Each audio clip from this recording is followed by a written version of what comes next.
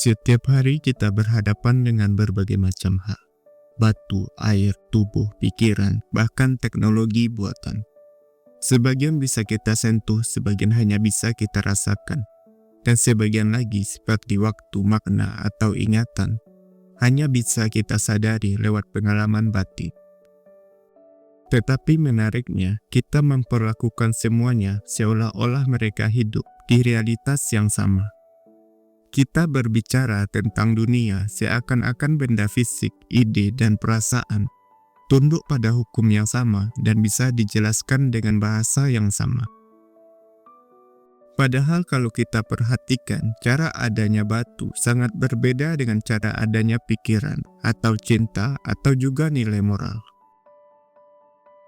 Coba bayangkan, ketika seseorang memiliki niat untuk menolong orang lain, lalu tubuhnya bergerak menuruti perintah niat tersebut. Apa yang sebenarnya terjadi di sana?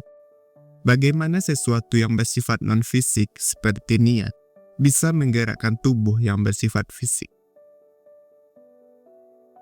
Pertanyaan semacam ini adalah akar dari salah satu persoalan tertua dalam filsafat ontologi.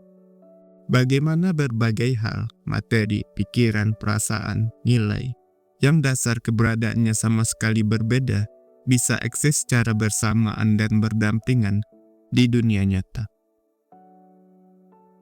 Para filsuf ontologi berupaya menjawab pertanyaan ini dengan berbagai cara dan pandangan. Dari substansialisme, prosesualisme, reduksionisme, dan edukatisme. Dan inilah topik utama pembahasan kita saat ini. Menjabarkan bagaimana cara filsuf melihat berbagai objek yang ada itu, dan akan sampai pada kenyataan bahwa realitas memiliki beberapa lapisan atau tingkatan.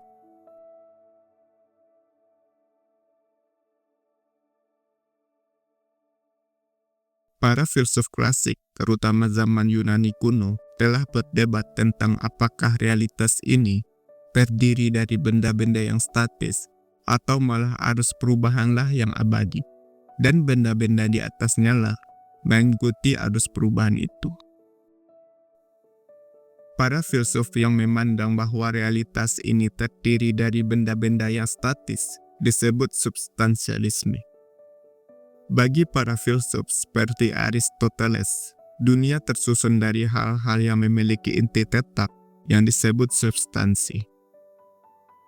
Benda boleh berubah warna, bentuk, atau ukuran, tetapi inti dasarnya tetap tidak berubah.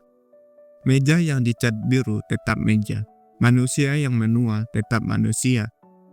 Perubahan hanyalah lapisan luar yang disebut aksidensi. Pandangan ini terasa sangat natural, karena kita memang terbiasa hidup di antara benda-benda statis, meja, rumah, tubuh, dan gunung. Kita merasa memang dunia ini statis karena kita masih mengenali setiap benda yang kita kenal dulu selagi wujud intinya masih tampak.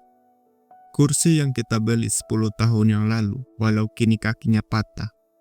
Tetapi karena sifat wujud intinya statis, kita masih tahu itu kursi yang kita beli 10 tahun yang lalu. Pandangan substansialisme ini terasa sangat natural.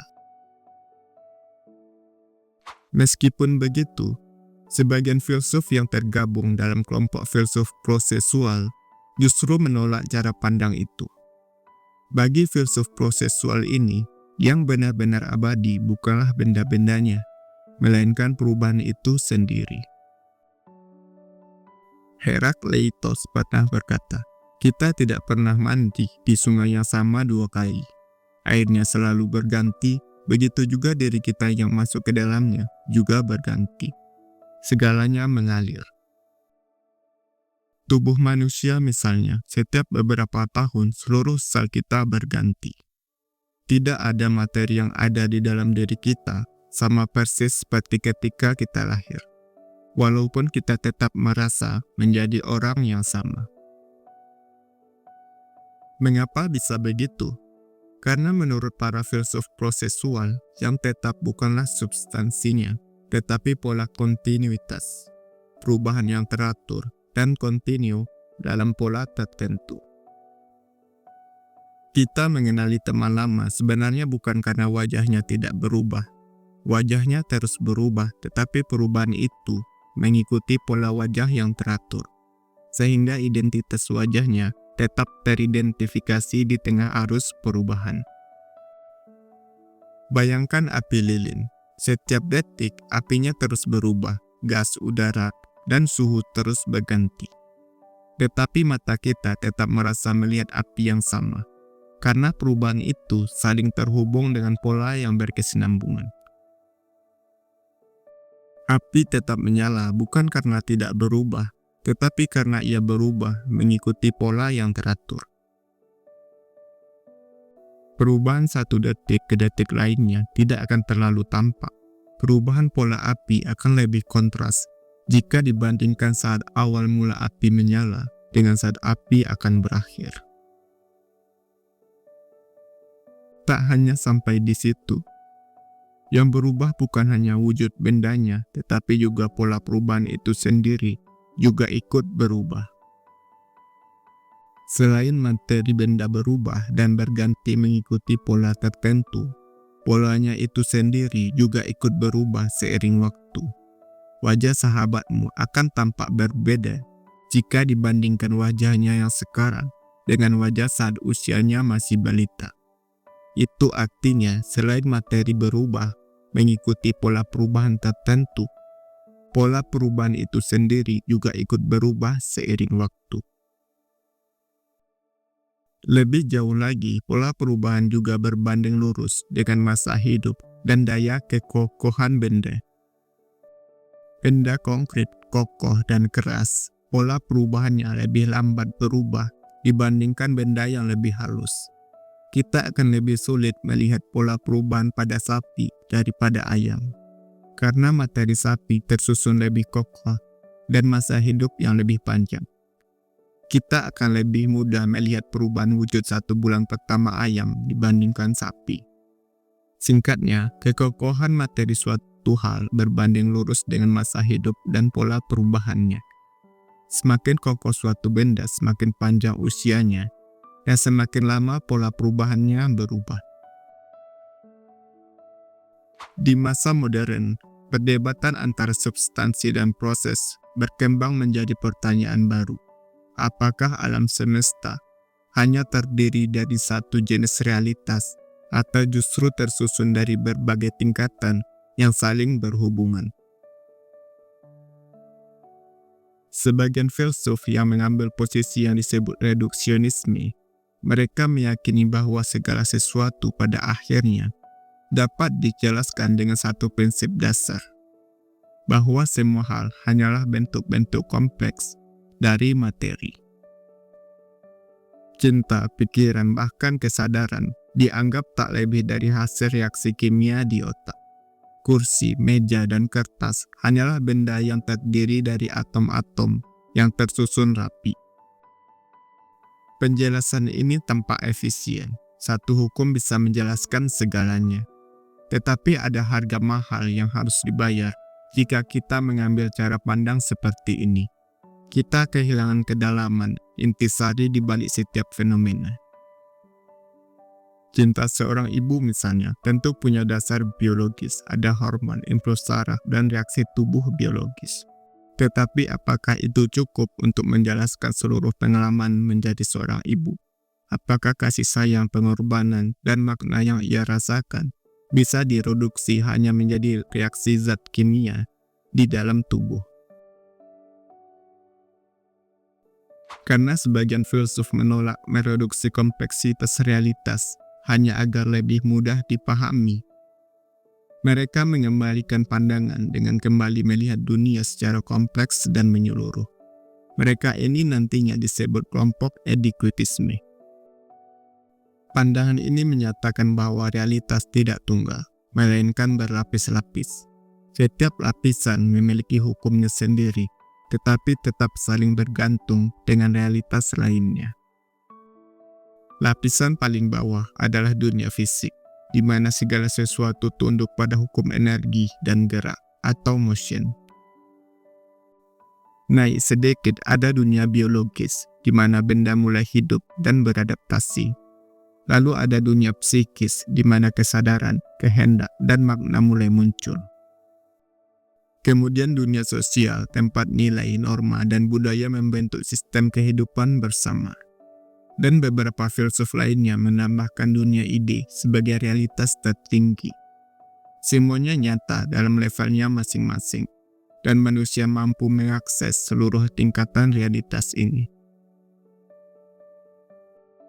Coba kita ambil contoh musik misalnya.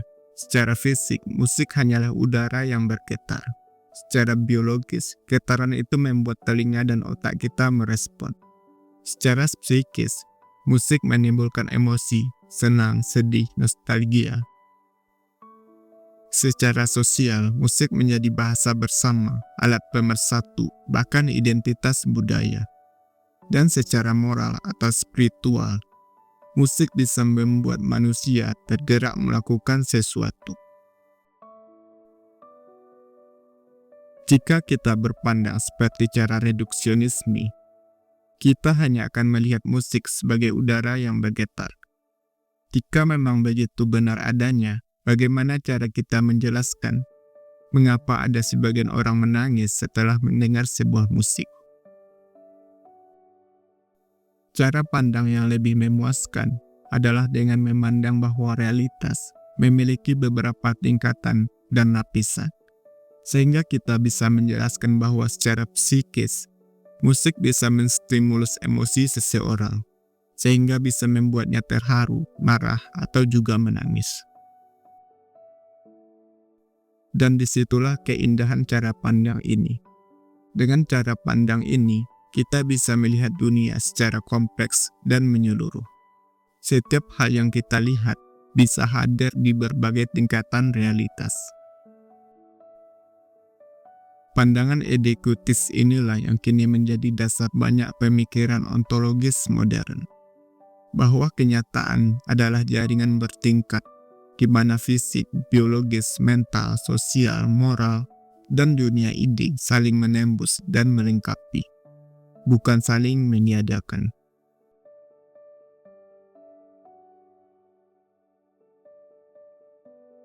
Dari pembahasan panjang tentang substansi, prosesual, reduksionis, dan edekuitis, kita sampai pada pemahaman bahwa dunia yang kita tinggali bukanlah satu lapisan tunggal, melainkan realitas yang berlapis-lapis. Fisik, biologis, psikis, sosial, dan spiritual. Setiap lapisan memiliki hukumnya sendiri. Pandangan edekuitis menegaskan bahwa kenyataan tidak bisa dijelaskan hanya dari satu sisi, seperti pandangan substansialis, prosesual, atau reduksionis. Segalanya nyata dalam tingkatannya masing-masing. Dengan cara pandang ini, kita memahami bahwa dunia tidak sesederhana hanya memahami benda atau perubahan semata, melainkan harus memahaminya pada tingkat kekompleksitasannya dan komprehensif. Ontologi tidak memberi kita daftar jawaban pasti, tetapi hanya memberi kerangka berpikir agar kita tidak tersesat saat menafsirkan dunia yang begitu luas dan kompleks ini. Tanpa ontologi, ilmu pengetahuan bisa menjadi buta arah, dan manusia bisa buta karena cara pandangnya sendiri terhadap dunia. Ontologi mengingatkan bahwa alam semesta bukan sekedar kumpulan objek atau proses, melainkan juga orkestra raksasa yang bernama realitas, di mana setiap lapisan mengeluarkan suara yang berbeda, tetapi tetap menyatu dalam harmoni yang sama, yaitu alam semesta itu sendiri. Mungkin disinilah letak keindahan filsafat, dari cara ia mengajarkan kita untuk mendengar dunia lebih dalam, melihat realitas lebih luas, dan memahami keberadaan ini dengan kesadaran yang lebih utuh.